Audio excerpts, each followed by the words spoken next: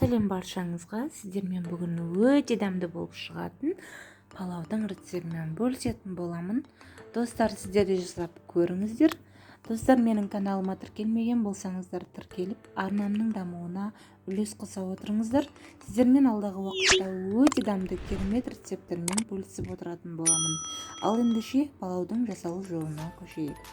Ең алдымен бізге қажет болады бір пиала майымыз, етіміз, пиязымыз, сәбізіміз, тұзымыз, зирамыз, лавр жапырағы және де күрішіміз. Мен барлығын турап дайындап алдым. Ендігі кезекте қызып тұрған қазанымызға майымызды құйып, етімізді қызарғанша қуырып алатын боламыз.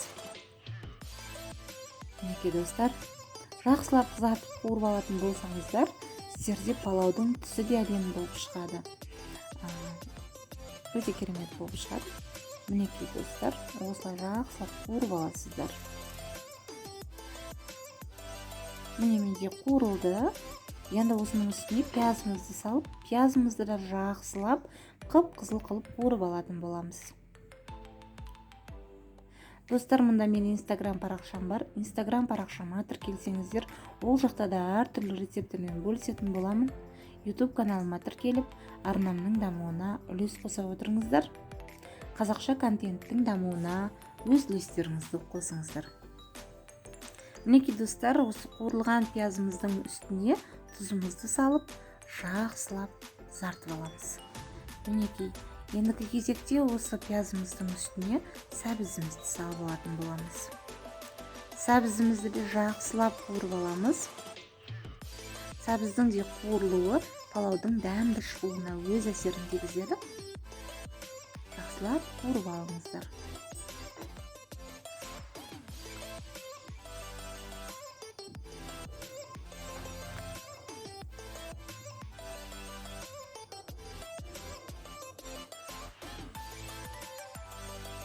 Мінекей достар, мен осы сәбіздің қуырылған нелерінің үстінен бетінен қылып су құйып алдым. Үстінен тағы да құйдым. Мінекей бетінен қылып құйдым. Оның үстіне лавр жапырағы мен зирамды салып шықтым.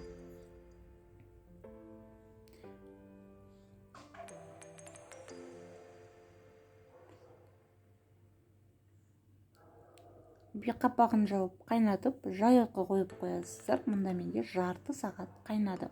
Жарты сағаттан кейін күрішімізді салып, үстіне тазалап жуылған күрішімізді салып шығамыз.